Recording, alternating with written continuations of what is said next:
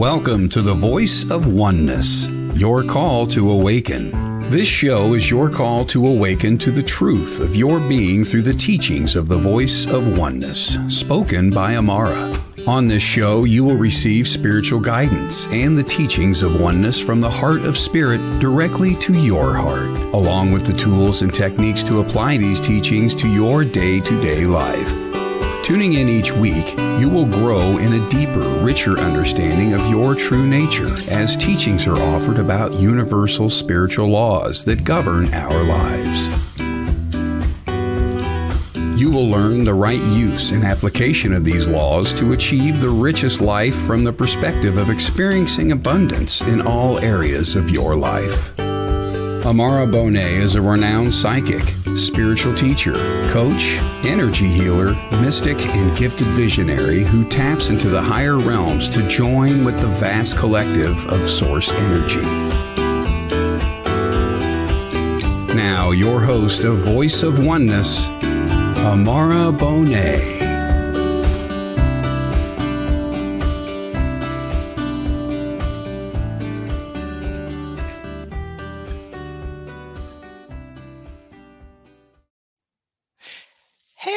Hello, friends. Thank you for joining us here this evening on WLTK-DB Radio for the debut show of the Voice of Oneness, your call to awaken. And if you're here, you're definitely answering that call. And I'm so glad to be with you here tonight.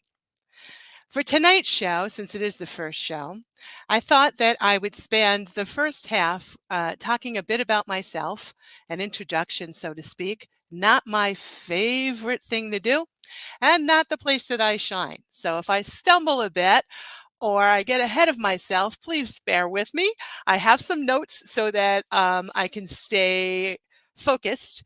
So I'll be looking down to read some and then looking up. But what I want to do is I want to come from the heart. I want to speak to you from my heart to your heart and to share the best I can a little bit about me and what we're doing here. So I want to begin by speaking about my intention for this podcast. So my intention is to present the Voice of Oneness as an answer to your call to awaken, to uplift, empower, inspire, and transform our human experience to the highest expression of love of which we may hold in each and every moment in this play that we call life. We all recognize that this is a very challenging time in our history, and for many of us, it's a very fearful time. It's a time of great uncertainty. On this podcast, we are committed to the presentation of oneness teachings to assist you, each and every one of you, in developing a deeper understanding of your true nature and life purpose, clarity of mind and healing of hearts. Feeling less fear, more love, and peace in your life is to be your experience. As you begin to connect to the source, that which I call God, but may be called infinite intelligence, law, nature, whatever it feels good to you, is in resonance with you. If I use the term God and it doesn't feel good to you and you'd rather replace it with nature, please do. Please don't let that hang you up from listening further to what's offered here. So do what you need to do to make it comfortable for you. All things accepted. So that which we are one. Here we provide the tools, the techniques, and the information for you to grow in the knowledge of and embodiment of the teachings of oneness. So before I begin with introducing me, I want to talk a bit about this Voice of Oneness. Voice of Oneness is the name that I gave to Spirit that began speaking to me the teachings of oneness in about 2007. And I'll explain a little bit more about that in a few minutes, but I wanted to let it be understood that it's a stream of consciousness that just streams to me, and what we call today, back when I first started receiving information, there was no word for it. Now we call it downloads. A download or a spontaneous stream of consciousness. That's what's happening, and that's where it's coming from. So I called it the voice of oneness because the teachings were oneness.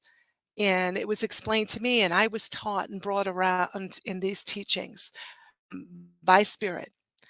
So we have teachers that are physical on this earth, and we have non-physical. So I had both physical and non-physical. So the non-physical part is the team of oneness. So many years ago, back in 2006, they did give me some information that they chose as like their bio.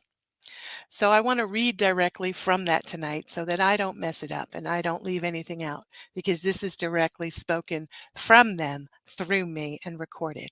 So I'm going to share that now. So I'm going to read that.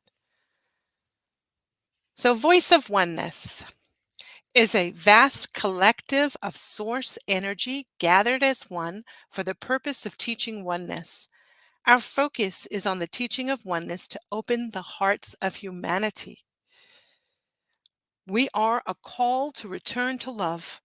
Our task is to present the precise vibration to spark the connection within the individual to their creator spark within, thus igniting the fire to burn through the illusion and return to the light wholly in the physical expression. This is our task. This is what we focus upon, each word selected to express our efforts. We are the unity of consciousness of which we speak. We are the love force of which we aid all in recognizing within them. We are the light in all worlds. We are one. We speak of love. We speak of ways to connect to love within. We offer lessons to be applied to set oneself free from the bondage of self-imposed limitations. We shine light where there is darkness. We assist in the realization of self. We are here for all. All levels of consciousness are a part of the whole, the one. No exceptions, no exclusions. Only love exists in the one heart. This is to be experienced by all. Mankind is now well within the turning point. The expansion is moving along at accelerated rates so that all return to their knowing of self as love. We hold not to your measures of time or achievement. We seek not the lack of anything. We see not the lack of anything. We hold not to the false judgments or accuse any of being less than whole. We love, we guide, we tend to the wounds of the heart and serve to return you, each of you, to your all-knowing state of pure love. For this is within all, each one of you. No one is an exception. All are equal when within the state of true knowing. This is our focus. We are the teachers of oneness. Our task for now. We speak together with Aumara as one and only one voice, no separation. Our focus together is to return all to love. Each who is ready to hear, to see, to be still, and to know their true being will do so. All who are ready to move closer to their truth will journey closer. You see, each return when they are ready, and not a moment before. Each is to decide when the time is to be. All are given the free will, the freedom to choose. This is the experience here and now. We are here for all, to guide, to support, to inspire, to empower, to aid in the return to love. Join us in our focus if you wish. All are welcome. None are turned away. We are here. We are love. We are you, and you are us. We are one. The Voice of Oneness team. So that's their introduction. And now for mine, which is not my forte. I'm not what I love to do, but I'm going to talk about me. I'm going to talk about a little bit about some people have asked over the years about my credentials. Some people have asked, was I born psychic? And that's an interesting question. And it's based on, I'm going to give you my belief. My belief is that we are all hold psychic abilities. Some of us are more tuned in, more focused, more present with tasks to do at this time that require us to be more aware and more open than others. Others are doing different things, and doesn't mean that if you are not a practicing psychic that you don't have psychic abilities. You could be having an experience and you could tune into the field and a friend of yours is thinking about you and all of a sudden the phone rings and it's them. So yeah, that's a psychic hit. We call that a psychic hit. It shows that we all have the abilities, but not everybody is highly tuned and practicing, and that's the difference. If hope that makes sense to that question. But I get that question a lot. What I do know, coming when I think back to childhood, I don't recall very early on. I recall from about the age of 5 to 7-ish, but I remember always being very sensitive, very, very sensitive. I could feel energy. I could see energy. I knew the thoughts that people had that were around me, meaning that if they were telling me one thing and that's not what they were believing, I knew that to be a lie. So there was no possible way that anyone could lie to me. I could see right through it. I could feel it. I could sense it. I understood it to be a lie. So I knew very early on that I was different from others around me, different from others in my family, different from friends that I had. One funny example, and I tell it now as an adult, it wasn't funny back then. I was about the age of 7 and I had a friend over and we were playing with our dolls and having fun. And then I told her, "Okay, it's time to lie our bodies down." And she's, "Lie our bodies down?" And I said, "Yeah, we lie our bodies down and we travel. And then we'll be back and then we can continue to play." And this was normal for me. And I thought it was normal for everyone else. I never questioned that it could be anything other than normal. And then that was fine, everything was well. The next day I went to call for the girl. I knocked on her front door and the door opened, and it opened to the chain length. When you put the chain on a door, it opened just so far. And her brother, her older brother answered, and he said, "You have to go home. You're crazy. You can't play with," and the girl, I'm not going to say her name, but you can't play with her. And I was devastated. I didn't understand what had happened. And then after that, there was another experience similar to that. And then I learned very quickly not to share what I was sensing, what I was feeling, what I was experiencing, and not to expect others to be experiencing the same thing, but to observe and be quiet. And by nature, I think I'm kind of more secretive. It's very easy for me to stand back and observe and not say anything because automatically I'm reading the energy.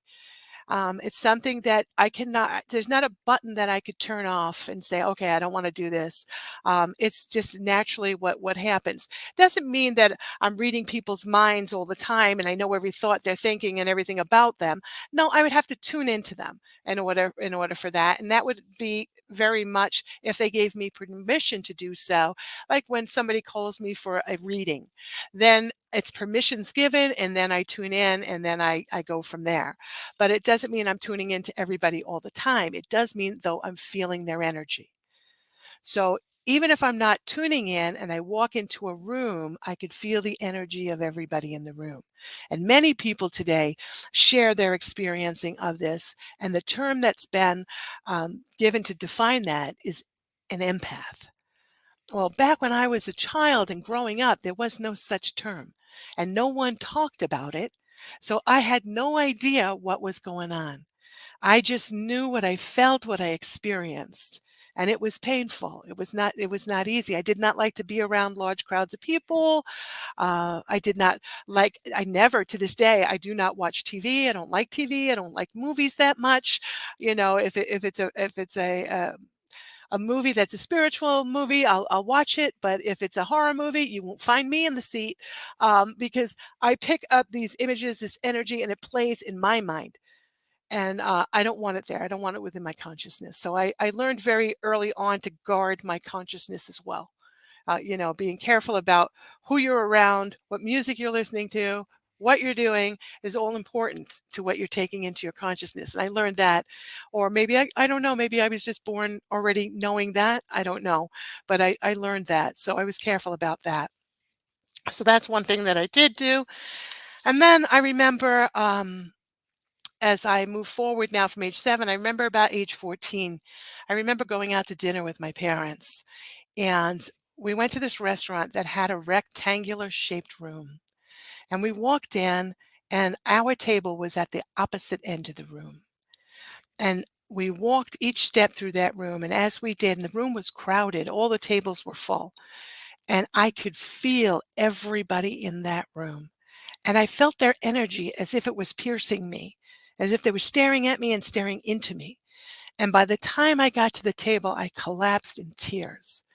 And I was just crying, crying. And my mother said to me, "What's wrong?"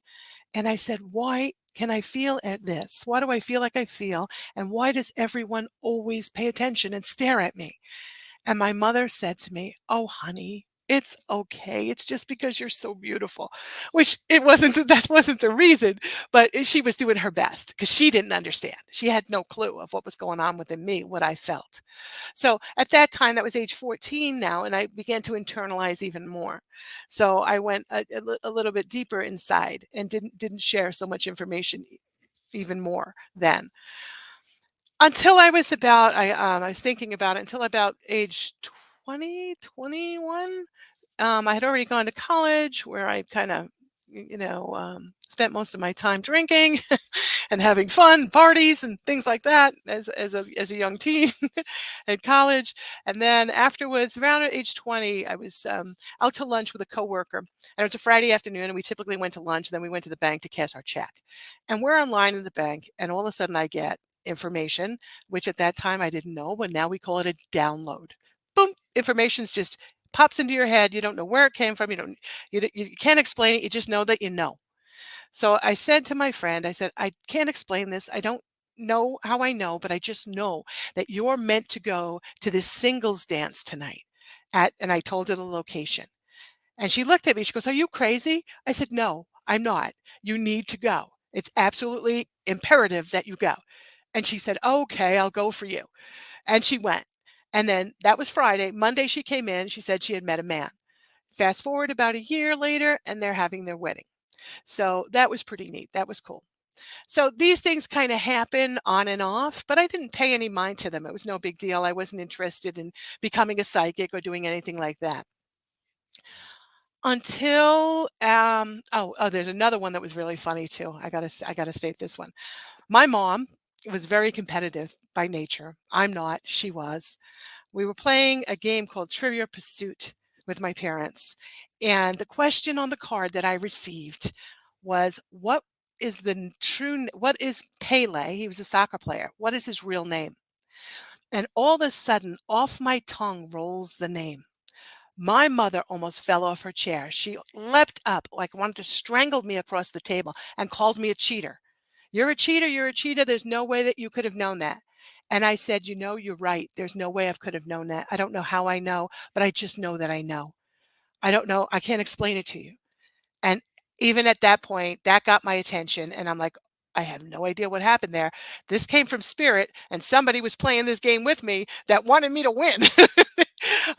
So then she didn't play with me after that. But that was just a fun experience. And then a few years after that, after I had my birthed my 2 children into the world, I had turned 30. And when I turned 30, that's when the doors blew off psychically. And when I say doors blew off psychically, I could no longer contain it.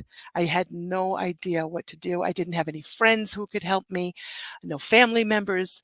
I started seeing nonstop visions. I would just sit in a chair, look at the wall, and all of a sudden a movie screen would appear and the movie would just start playing. And it was all people that that I couldn't say I could identify with in this lifetime. And it was just ongoing, ongoing, ongoing. I'd sit in, I'd look out the window, and in the sky, boom, mystical visions would appear. All sorts of things happen. So I was guided to this little paper. Where local businesses advertised, and there was a psychic, and she was advertising, and her name was Psychic Rose, and Rose is significant to me. It means something very deep to me. So I said, "Oh, that's a sign. I'll go see her." So I made an appointment with her for the following Saturday, and then I also answered an ad for a part-time job selling encyclopedias, which began the following Saturday. So I was in the store at the booth with the encyclopedias. The woman who I was working with smoked cigarettes, so she would take breaks outside. She'd go outside the doors. And once again, being that strong empath, she's smoking away and looking at me. And I could feel her staring into me. And I'm like, oh my God, oh my God, oh my God. And the feelings were overwhelming. I knew I was being read. So she comes in and she says to me, "What are you doing tonight?" And I don't know why, the private person that I am, I shared. I said, "I'm going to go see a psychic." She took a business card, slammed it down on the table, and says, "Call me when it's over." Like, okay. And I picked it up, and lucky she gave me that card because it was a horrible reading. Told me I was told to go home and put my life in order because I was going to die.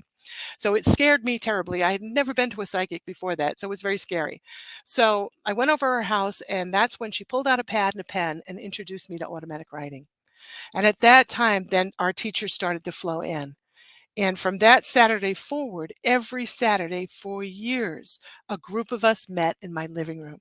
And we were taught by what's now termed ascended masters. We just call them masters. And I'm not going to name the names because I don't want anyone to get caught up on the names, but we just received teachings for years, instruction from the masters. And still to this day, once in a while, we'll get something, but we don't meet each week like we did. So that was my training from the non-physical. And when we would sit and we do this group, there was one, my husband he would read as the woman wrote. She was the writer. He'd read her writing. And then they'd say to me, they'd turn around, the masters, and they'd say, "Okay, you explain what it is we're talking about." And I'm like, "I can't explain. I don't know. I have no idea." And they say, "Yes, you do. Breathe, take a breath." And then they walk me through it and how to connect so that I can explain what it is, the concept they were trying to bring forth. And they said, "You're a teacher." And at that time, I was a classroom teacher. I was an educator. I was an elementary school teacher. And I said, "Yeah, I am a teacher. I'm in a classroom." They said, "No, not that classroom. You're going to be a different teacher." And they said, "But we're not going to tell you any more about that right now. That's in the future. That's to come." So they kind of dropped hints along the way. Then fast forward many years later, I'm in California with my family. My son comes down with a mysterious illness. The doctors can't figure it out. I decide to go to a past life regressionist to get some help on what's going on with him. I thought maybe it was past life connected, and it was. And she helped to facilitate healing for him. I fell in love with what she was doing, and then I took training with her for Reiki, which is an energy healing, Japanese, Tibetan Buddhist healing system. I became a Reiki 1 practitioner, then a Reiki 2 practitioner, then a Reiki 3, then a Reiki master. Then I decided to spend a summer dedicated to learning what I needed to become a certificated clinical hypnotherapist so that I also can do regression therapies because I was very into it at the time, and that's what I did. So I'm certified clinical hypnotherapist and a certified Reiki master teacher. Those are 2 certifications there. I then went to become certified in emotional freedom technique, that's tapping, healing modality, level 1 and level 2. I took that certification as well. Matrix reimprinting, healing the wounds of the past. I took that class as well. And I also became certified in channeling, which is funny because I did that naturally, but I believe that I needed to have it hanging on my wall. So I became certified as a channel. And then, um, as I was teaching in the elementary school, I started to get the experience that was coming through because I started to do automatic writing as well. And that's when the Voice of Oneness team introduced themselves to me. But they weren't called Voice of Oneness at the time. They said, this is the team here now that you are going to be working with should you choose to move forward with the task of teaching oneness. And then they explained to me my role as a team member, and it gave me history, which I'm not going to go into right now, but that's when it all began. So then I decided I would work during the day as a teacher, come home, and at night I would do readings, I would do healings, I would do channelings, I would do sessions in my living room. People would come and we'd do channeling sessions. And then it got to be too much. I couldn't handle both. So I decided to retire from teaching and open a spiritual healing center in California. And I did that. So I opened a center for healing and for spiritual teaching. Very much my passion, very much my love, very much on task with the Voice of Oneness team and what we're doing together. So that's a bit of my history. And we're getting ready now to take a station break to hear from our sponsors. So the second half is for questions and answers. So I'm not sure who may be tuning in now. If you're tuning in, just say hello. And if you have a question, share your question. If not, if you're a little shy, I don't want to do that, that's okay. I'll just begin with the topic. But do stay tuned and join me for the second half. Now's our break. Thank you.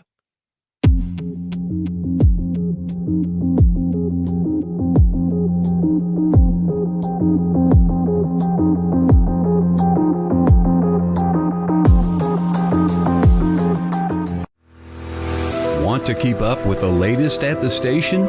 How about catch up on your favorite shows on the go? Download the free WLTK-DB mobile app on the App Store and Google Play. Watch, listen, and shop right from the palm of your hand. The WLTK-DB mobile app. The truth is here and now. Get yours today.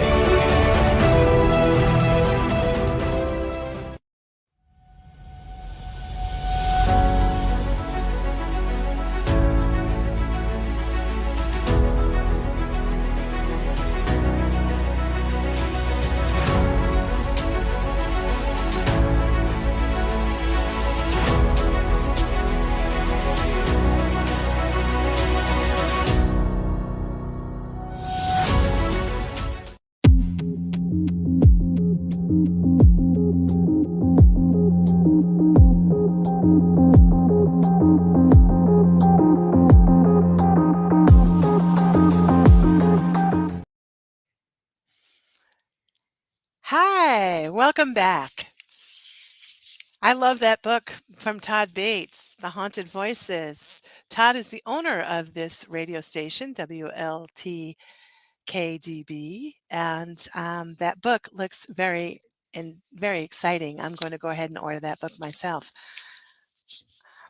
So now we're at the second part of tonight's podcast, which is the question and answer. And I have already a question here about the gift that's inside of trauma. So wanting to know, there's a reason for trauma. This individual is stating, understand there's a reason for trauma, but is there a gift within it? And for that, I say there's a gift within all things, everything, every experience that we have holds a gift. Doesn't mean we're always aware of it. Doesn't mean that it gets our attention. It doesn't mean that we open the gift, but there's always a gift. Everything holds a gift. So when we're experiencing trauma in our life, it is very difficult for us.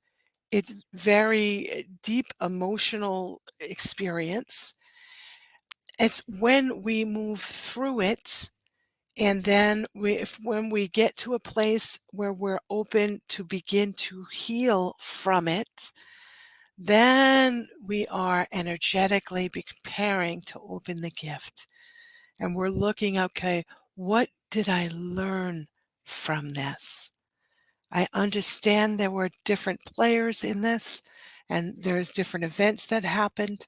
I experienced it in a certain way, but What else is there here? How did I grow? What is the opportunity? And then we begin to open the gift. We begin to look. And as we do, then we are then receiving the information that's wrapped in that gift. And we are then able to experience more deeply what was involved in living through the trauma. And we then get to open that gift and run with it if we decide.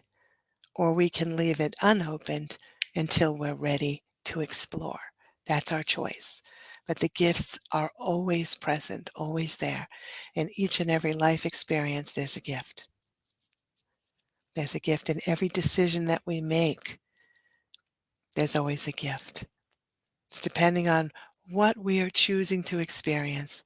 What do we want to allow ourselves to experience? Do I want to look more deeply into this? Am I ready to step into the act of forgiveness? Because once I become aware and I start to step in, now I can start to prepare to do some forgiveness work. And then through that, the gifts become very apparent to us. And I hope that makes sense. So, yes, there is a gift in the trauma. And I'm going to be doing a workshop about this in January. Believe it's the end of January, and I'll have more about that next week. But I will be doing a workshop on that if anyone's interested in joining me for that workshop. Okay. So I'm looking here to see. I don't see any questions in the live chat. This show definitely is meant to be a portal of which we experience from our heart to the heart of spirit. And we have that dialogue back and forth. So, very much participation is encouraged so that we can bring about the answering of your questions. We can help you to expand your consciousness by opening up to um, the information that's here for you. So please, please, please, if you have questions, please do submit them to me. If you're listening to this broadcast, when it's not live, it's on the recording, then please send your questions to Aumara, Aumara, at Aumara, Aumara.com.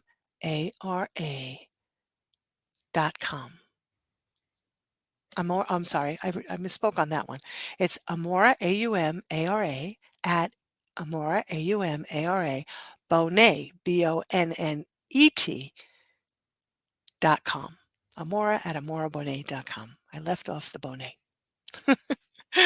So please do submit your questions, and I'll take those questions and I'll incorporate them into either the next show or a show after that, and I will send you an email letting you know when your question is going to be addressed live so that you can tune in. But all questions will be answered if they are of a spiritual nature. I do not do predictions.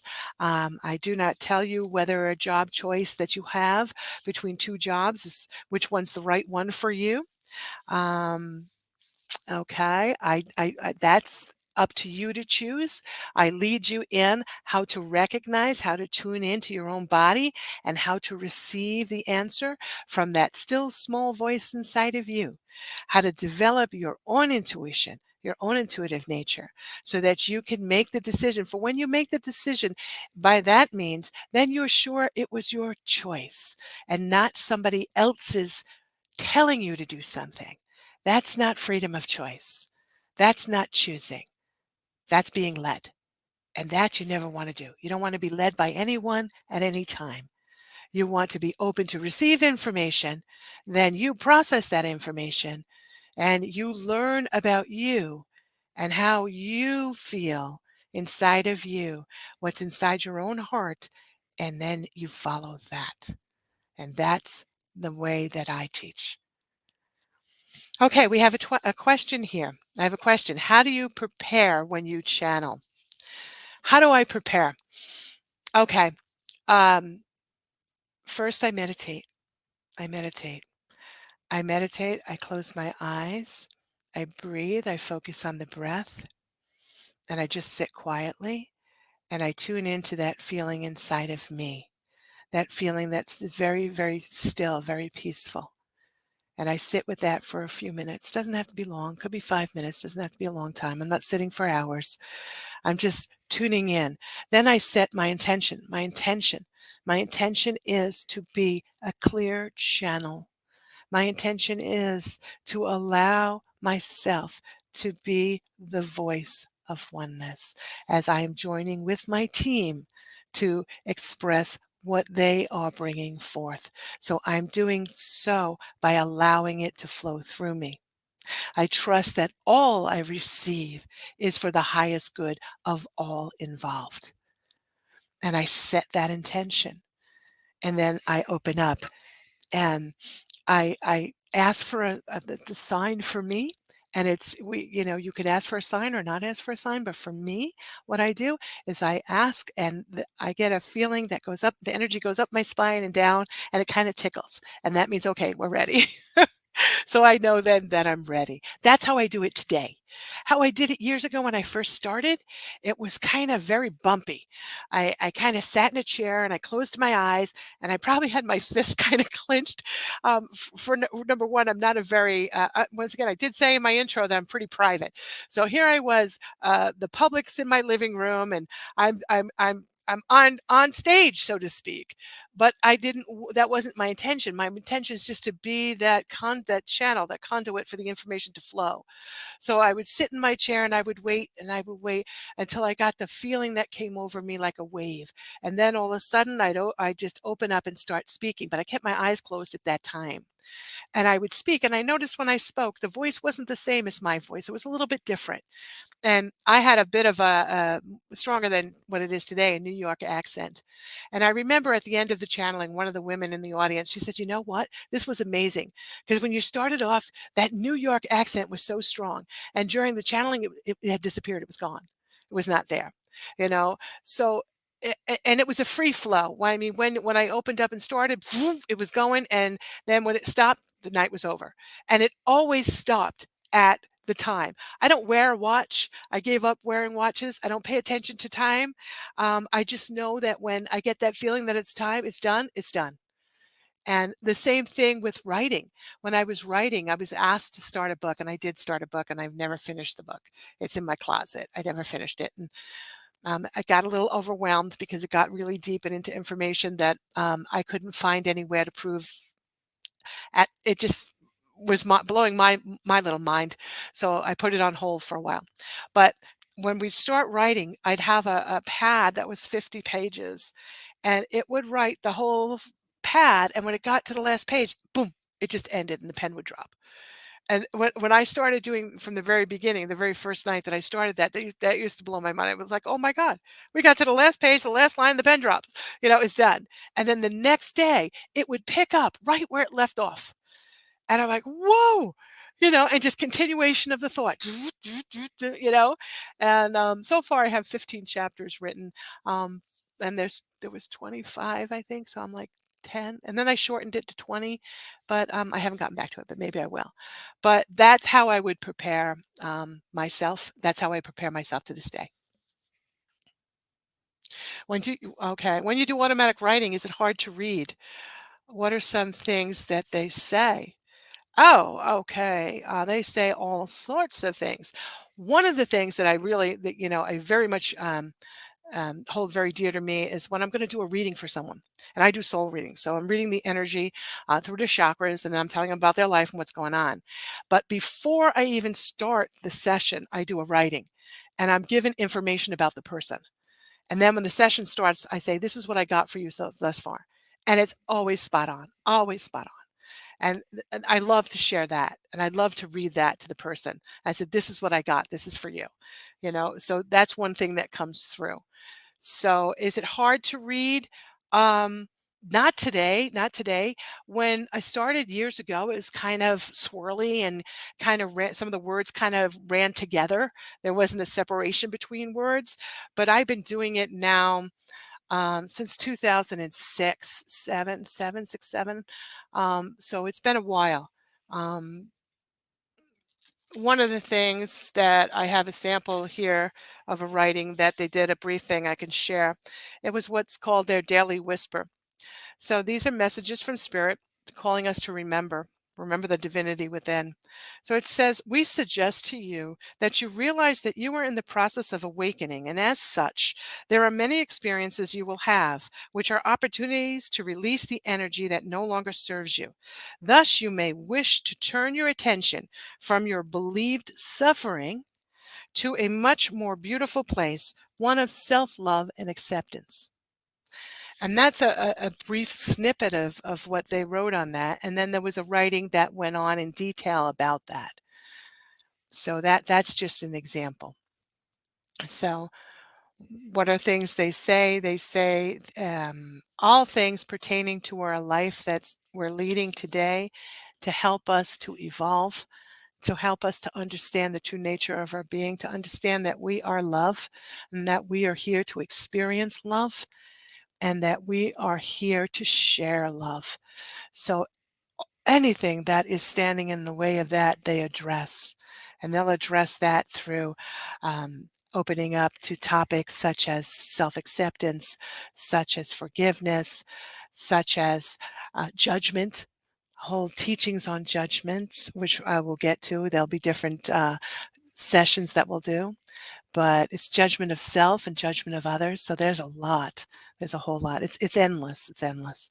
Every day when I sit down and write, I'm just amazed at what comes through and what comes through. So I will start to share more of that. Maybe each week I'll do a little reading of some writing that came through during the week that I want to share. But I thank you so much for that question. And I'm so thankful about the question about the automatic writing as well. Thank you. Thank you. It's such an honor to share with you. I hope that helps. How do you protect yourself when channeling so bad things don't come in? Very delicate question. So I want to, this is myself answering this question. Okay. This is because you're asking me. You're not asking the team, but you're asking me. Okay. There's no protecting for them. They are oneness, nothing outside of that. So they don't live outside of that field of love. So they have brought me along also to recognize that I am always in that field of love. Okay. I'm not somebody that's opening up to do channeling. I'm not for the first time. I'm not somebody that's beginning to walk a spiritual path. I'm somebody that's been around many lifetimes doing this and in this lifetime. So we each are consciousness with levels of awareness. So some of us are at a point of which it's very important that we ask for assistance, for protection, because we haven't yet learned about energy and how to manage our own auric field. One example is, as I was sharing about myself when I was younger, and I said, as I walked through that room and I felt everybody's energy, if I were schooled in how to draw my aura back in so I wasn't filling the room and being open to receive that energy, I wouldn't have collapsed in tears at the table. But I didn't have that knowledge or awareness then. That came later. That came when I talked about the masters teaching us for years. All the teachings came through there to prepare us and get us to the point where we are living in that field of love. So now what I do is I call it take my auric field, I pull it in, I am within the field of love, and only love is present here. And there's nothing that can enter this field in the presence of love. Does that make sense? But if I were just beginning, I'd be calling Archangel Michael, assist me in this, help me, protect me. Of what I did for many years, I would call upon, that's a good thing, I call upon Archangel Michael. And I still do when I'm opening up to a meditation group, because I do meditation online on Tuesdays. I'll open up to that group and I'll say, okay, Archangel Michael, please assist and pour your spiritual light over this group, so that we are protected, so that there's no harmful energies or harmful thought forms or entities that can enter into this space, because everybody's tuning in from all over the country. There's different levels of awareness. So I just pour your light over. And that's just what I say, and I still do to this day. I do when I'm doing a group work like that. And there was one night, it was very, very interesting. There was a woman on, and it was the first time she came on, and she was really struggling with a lot of things in life. And she was coming from a pretty dark place. So she said to me, she says, when you did your meditation, I did a guided meditation. So she said, when you did that, she said, I had this feeling. She says, like white light was being poured over me. And the thought came to my mind of Archangel Michael. And then when she said that to me, I'm like, oh, and then I told her, I says, before I begin every week, that's exactly what I ask for. So there was validation to me that that's exactly when you ask, know that it is given.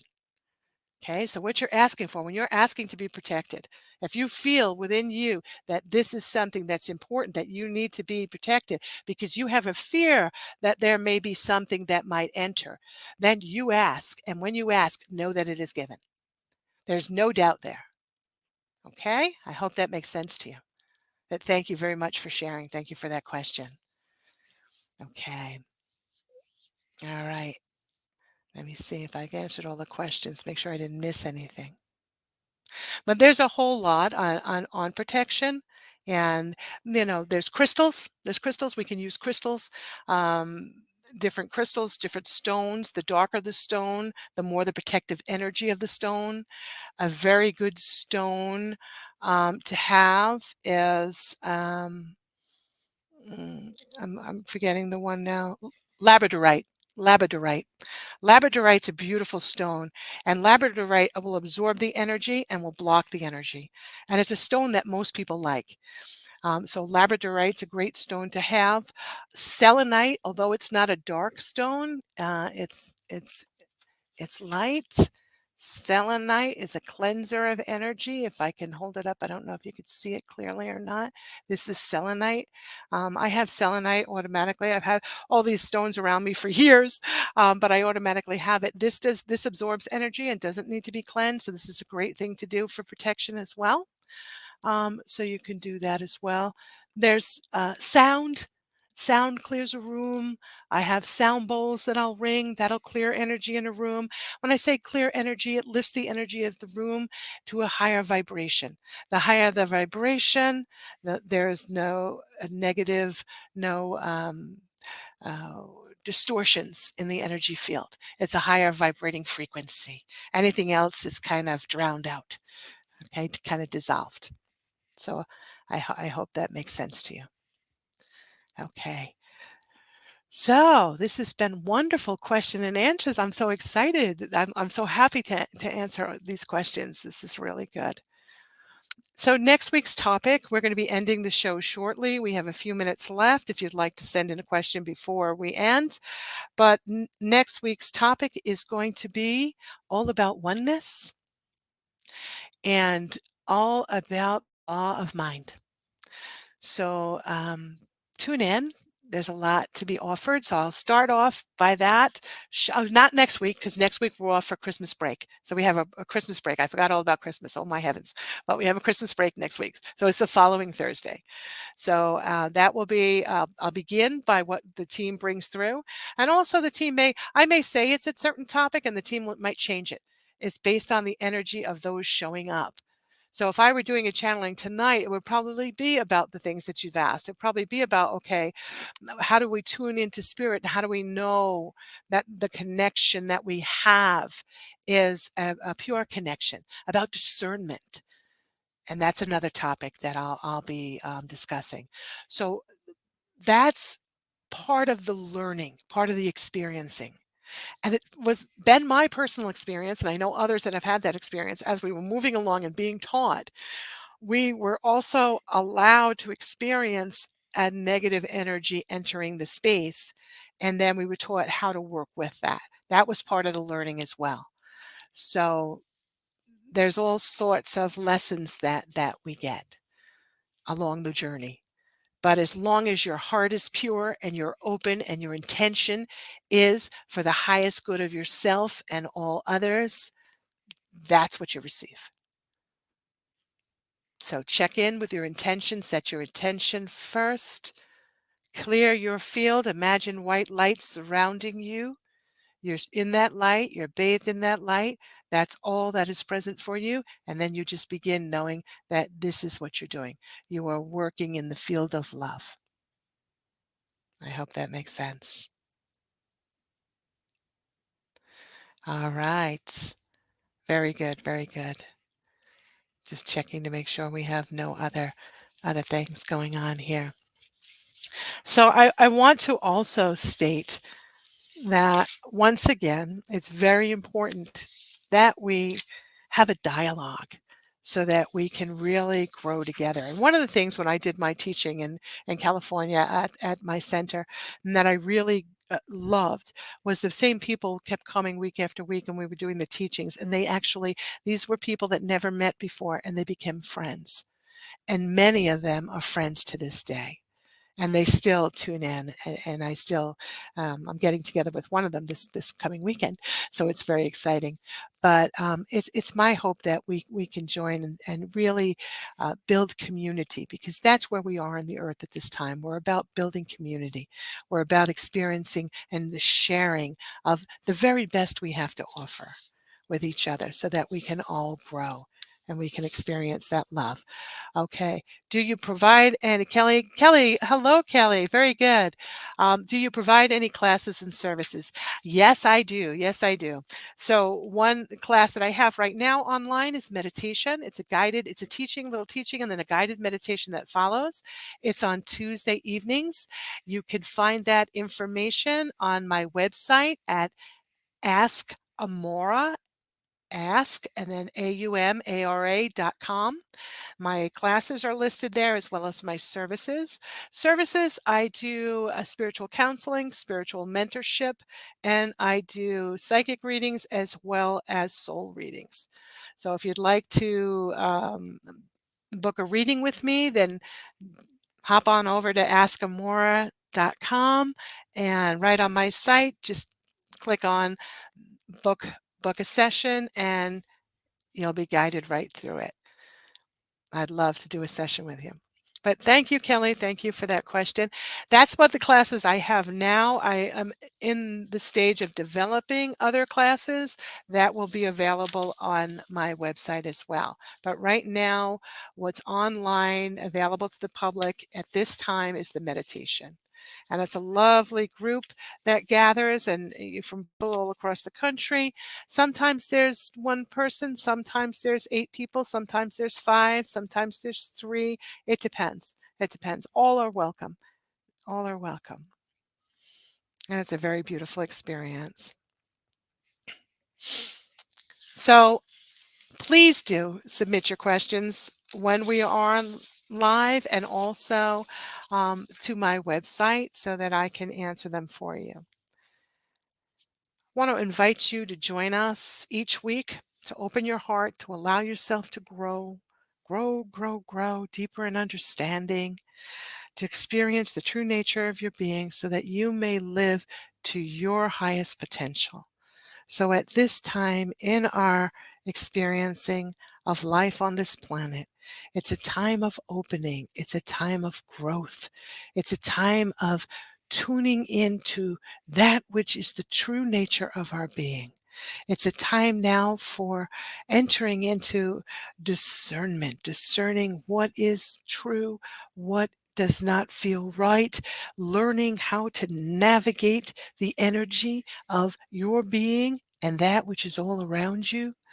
This is the time that we're in.